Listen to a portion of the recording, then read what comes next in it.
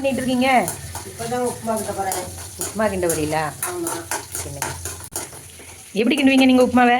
ஃபஸ்ட்டில் எண்ணெய் ஊற்றணும், அப்புறம் கடுகு போடணும், போட்டு வெங்காயம் போடணும்.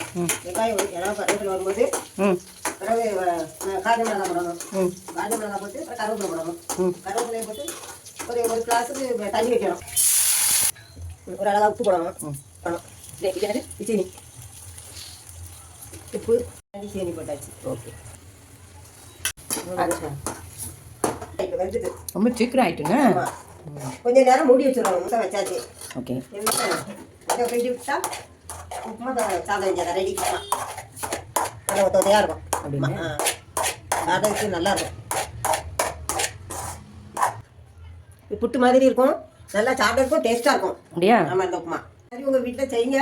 நல்லா ரொம்ப டேஸ்ட்டாக இருக்கும். சாப்பிட்றதுக்கும் நல்லா இருக்கும்.